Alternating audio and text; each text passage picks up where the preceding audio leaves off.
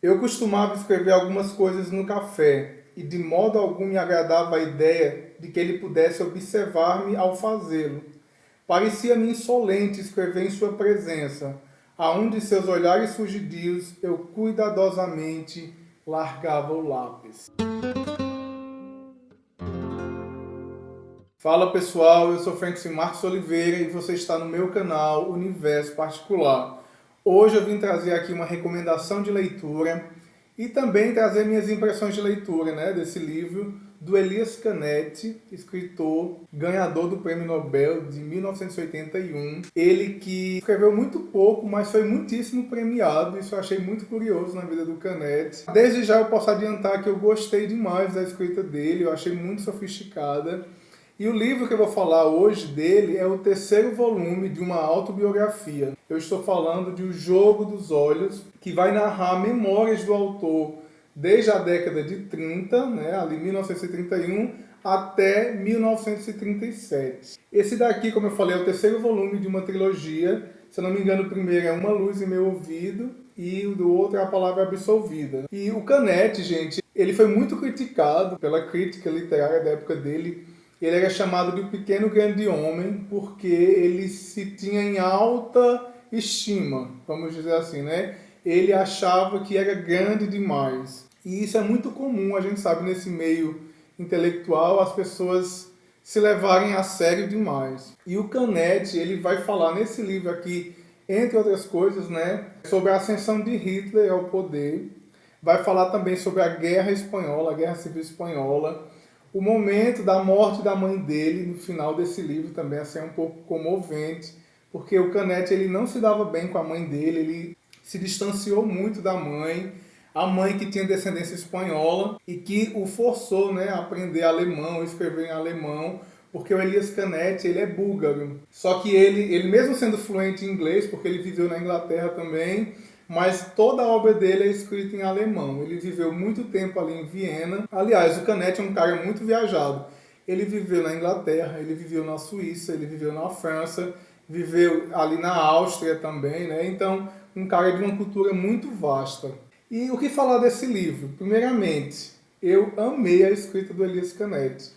É uma autobiografia, mas você jura que está lendo um romance ficcional. Ele tem uma densidade, uma textura de realmente uma obra ficcional. Então, a alguns momentos eu esquecia que estava lendo uma autobiografia. E, gente, como é interessante assim o que o Canetti ele vai mostrar do meio intelectual do qual ele estava cercado, ali em Viena. Uma escultora muito famosa, Anna Mahler, ali em Viena, essa mulher exerceu assim um fascínio sobre o Canetti, Eles flertavam. Eu acredito que O Jogo dos Olhos é baseado nesse olhar da Anna Mahler, que ele sempre percebia o olhar dela assim flertando com alguns homens, inclusive Elias Canetti, Ele tinha meio que um crush nela, vamos dizer assim.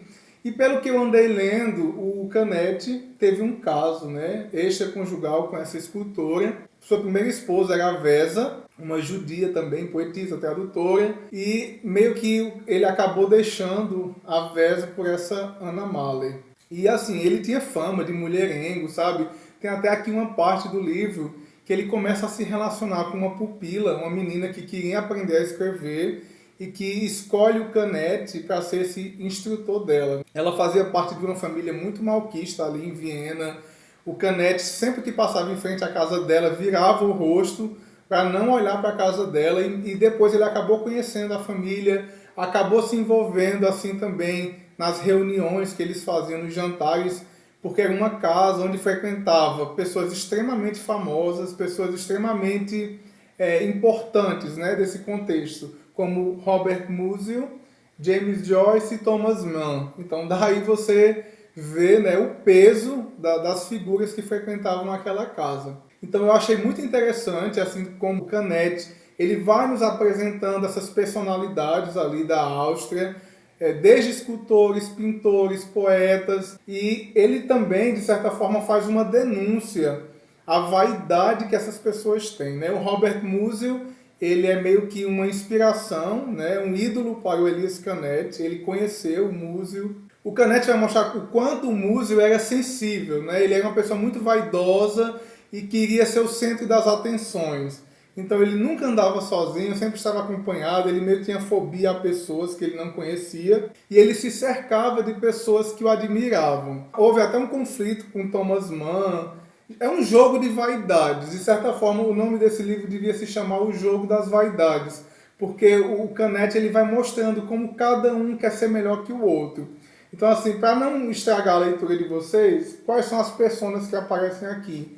O Hermann Brock aparece aqui, né, o escritor da morte de Virgílio, ele era amigo do Elias Canetti. O Thomas Mann também aparece aqui num jogo de intriga, também com Elias Canetti. O Elias, ele confessa sua admiração pelo Thomas Mann, escreve uma carta para ele, isso acaba gerando pano para manga, sempre por causa da vaidade de cada um deles. Temos também aqui, gente, o James Joyce. O Elias Canetti conheceu o Joyce num evento que ele participou, onde eles faziam recitais. Foi nessa época que o Elias Canetti começou a escrever sua obra-prima, chamada O Auto de Fé, que é o seu único romance, porque o Elias também ficou muito conhecido por escrever ensaios. E aqui ele também ficou conhecido por essa autobiografia. Mas assim, o romance mesmo que ele escreveu foi O Auto de Fé.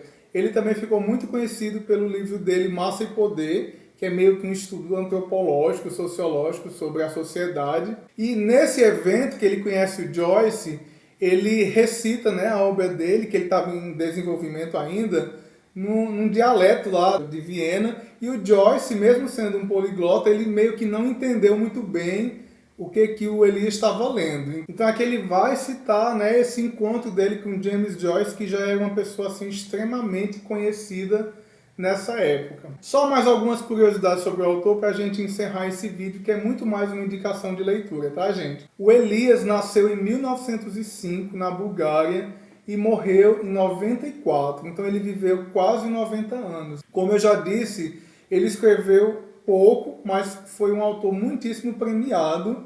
E dizem, inclusive, que ele ganhou o Nobel por causa da influência da Sontag, né? A Susan Sontag, a escritora, que teria meio que, através de um ensaio, exaltado Elias Canetti, a obra dele, e de certa forma também ali indicado ele à academia, né, ali do Nobel. Há essa polêmica, né? Há essa suspeita de que ele ganhou o Nobel muito por causa da influência da Susan Sontag, que o tornou conhecido, na verdade, também. Outra polêmica envolvendo o Canetti, desse distanciamento da mãe dele, é que havia rumores que o pai dele morreu pouco tempo depois, ele tinha poucos anos de idade, se eu não me engano o pai dele morreu em 1912, né?